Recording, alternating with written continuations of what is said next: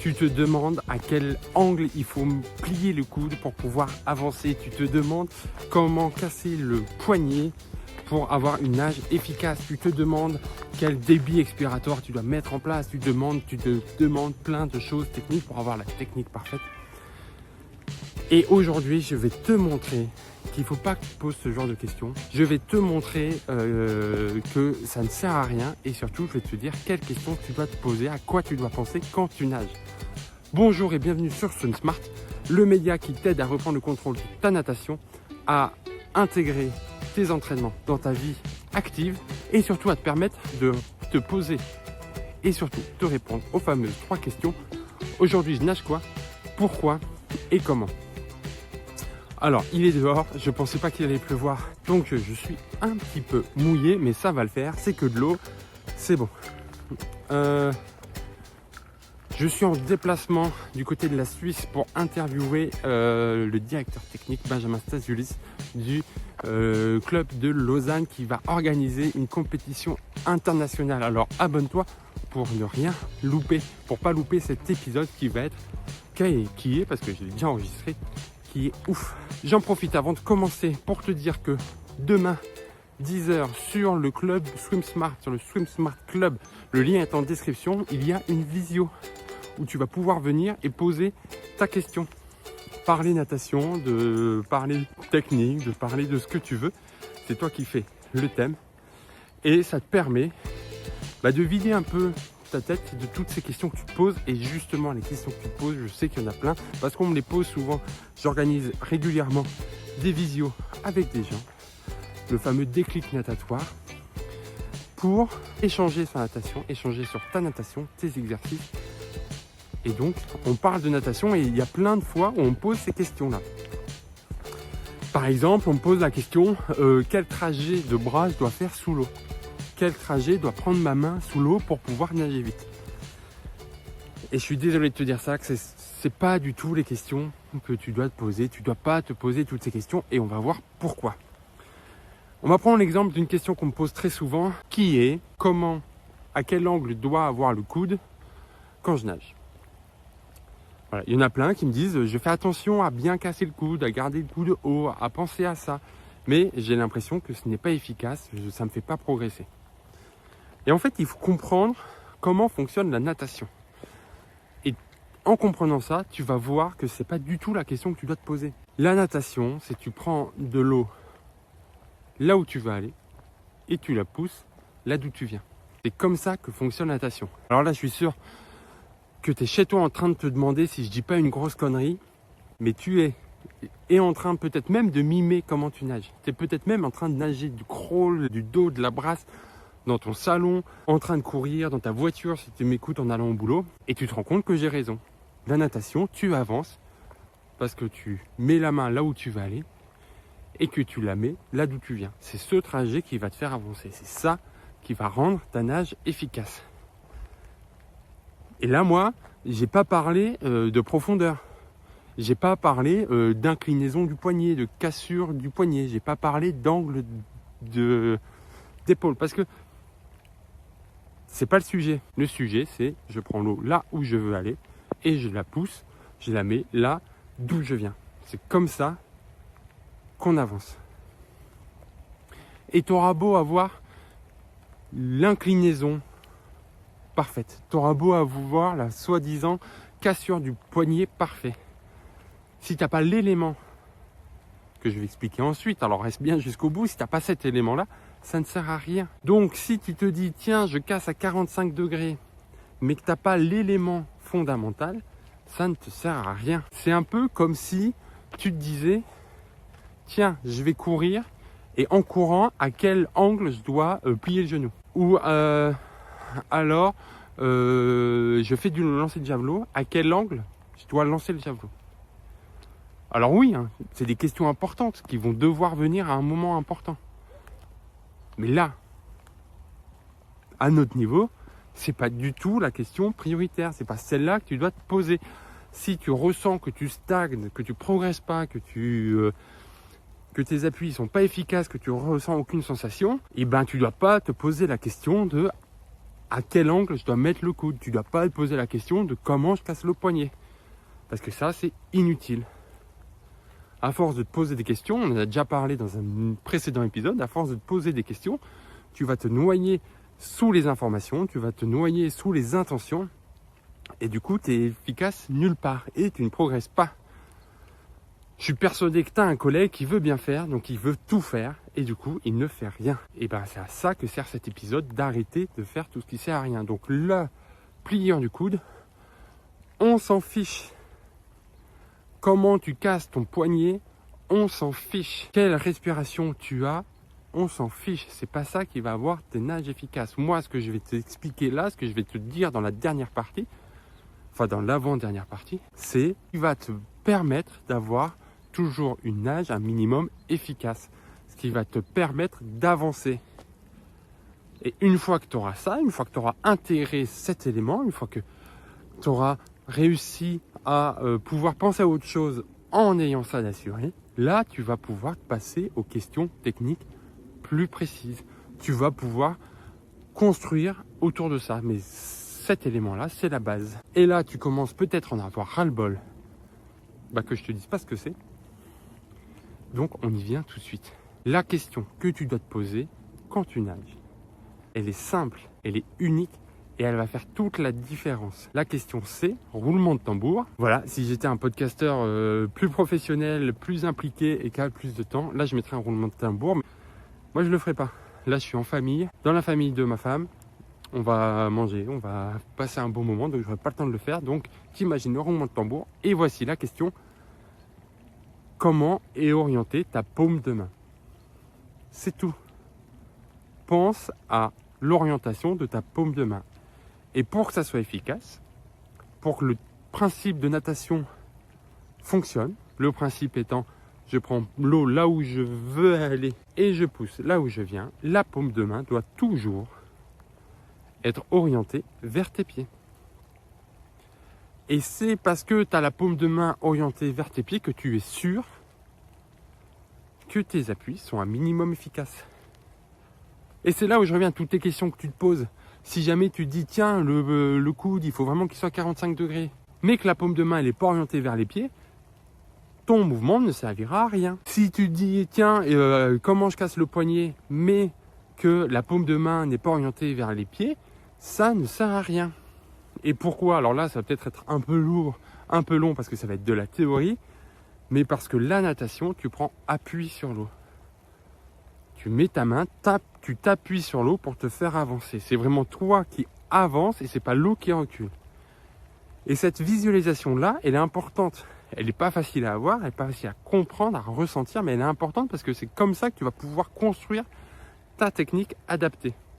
C'est vraiment, je mets la main et j'appuie dessus pour avancer. Et tu te doutes bien en ayant cette image en tête que si la paume de main elle n'est pas bien orientée, tu auras beau pousser aussi fort, tu auras beau te tracter aussi fort, aussi vite, tu n'avanceras pas. Même si tu as la cassure parfaite, même si tu as l'angle, l'inclinaison, tout ce que tu veux qui est parfait, le trajet parfait, si la paume de main n'est pas bien orientée, c'est catastrophique. Tu as peut-être déjà fait du canoë-kayak avec une pagaie, et ça c'est beaucoup plus facile à visualiser. Essaye d'imaginer ce que ça fait si tu fais du kayak, du canoë-kayak, avec ta pagaie mal orientée et où tu sais la tranche qui coupe l'eau. Et ben tu vas pas avancer. Et ben en natation c'est exactement pareil. Sauf que tu n'as pas de pagaie, tu as ta main et c'est l'orientation de ta main qui va faire office de pagaie. Donc si ta paume de main est mal orientée, ça ne marchera pas.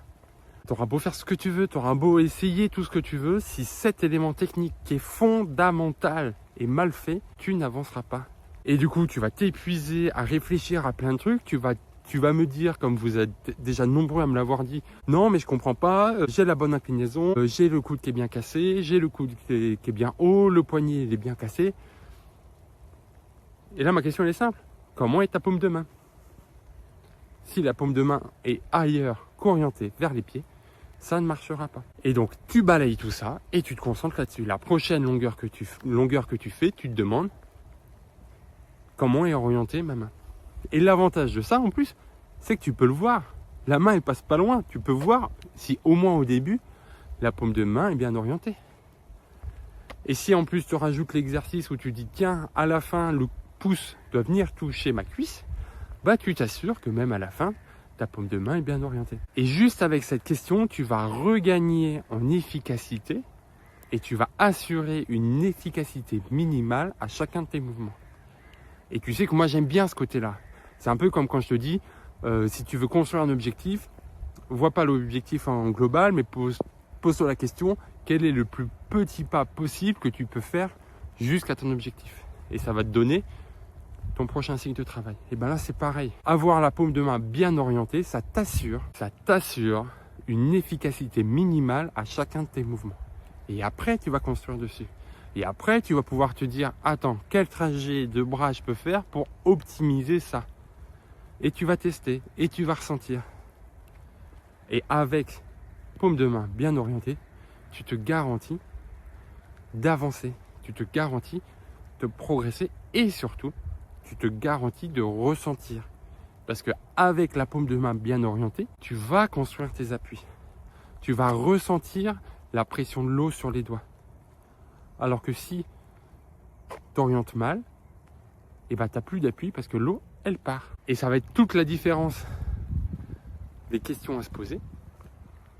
Avec cette question, tu construis ta natation de façon consciente, de façon intelligente, pertinente et surtout efficace. Et tu ne te disperses pas dans 10 000 questions. Donc tu fais comme ça, prochain entraînement. Voilà, ça me fait plaisir, je donne tout un entraînement. Tu commences avec un petit échauffement. Je te rappelle le principe de l'échauffement, de mettre de côté tout ce qui encombre ton esprit, parce que tu en as. Parce qu'on pense tous, quand on commence à nager, à la liste de courses. On pense tous au mail, on pense tous à la réunion qui s'est mal passée ou à l'engueulade qu'on a eue avec femme, conjoint, enfant, mari, oncle, qui tu veux. Donc tu réserves 5-10 minutes, 15 minutes si tu as eu une journée compliquée ou avec une échéance importante pour être présent. Et après tu nages et tu dis tiens, cette longueur je fais attention à ça pendant 200 mètres. L'aller, je fais attention à l'orientation de ma paume de main. Et au retour, par contre, je n'y pense pas. Et je vois les différences et je vois les impacts. Ça, c'est la première partie. Deuxième partie, tu continues là-dessus, mais tu rajoutes en plus le pouce au niveau des cuisses. Et tu vas voir les progrès. Tu vas voir les sensations. Et là, tu vas avoir une nage efficace et tu vas pouvoir l'optimiser au fil du temps parce que ta base, elle est solide. Parce que la première question que tu dois te poser, c'est ça. C'est est-ce que ma paume de main est bien placée? Le reste, on s'en fiche. Le reste, on le met de côté parce que c'est pas le moment. C'est pas pertinent, c'est pas efficace. Maintenant que tu as ça, si tu as d'autres questions, tu t'inscris au Swim Smart Club. Le lien est en description. Ce dimanche, tu me la poses pendant le live à 10 h. On est tranquille. J'aurai un café ou plus. J'aurai de l'eau et on est posé. On discute tranquillement. On prend l'avantage de ne pas être nombreux pour avoir le temps, on est entre nous, on est bienveillant, on ne juge pas, on a tous des problèmes. Et ce qui est bien, c'est que des fois, c'est même pas moi qui réponds, c'est quelqu'un d'autre, entre vous, parce que voilà, on est tous nageurs, et c'est ça qui est bien. Donc tu t'inscris, le lien est en description. Le mieux, c'est que tu t'inscrives à la newsletter, comme ça tu as toutes les infos.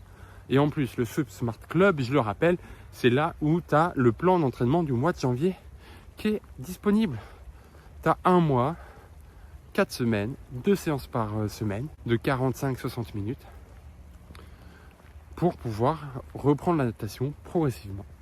Après, la coupure des fêtes, tout est expliqué, tout est fait, tu n'as plus à y penser et c'est ça l'avantage de s'inscrire à la newsletter, c'est que tu enlèves le fait de ne pas savoir quoi faire. Si tu veux toujours savoir quoi faire dans l'eau, bah, tu t'inscris à la newsletter. Il pleut de plus en plus. Je vois de moins en moins sur mes lunettes. Qu'est-ce que j'ai d'autre à te dire? Si, abonne-toi, abonne-toi, abonne-toi. Les stats sont incroyables, mais terrifiantes.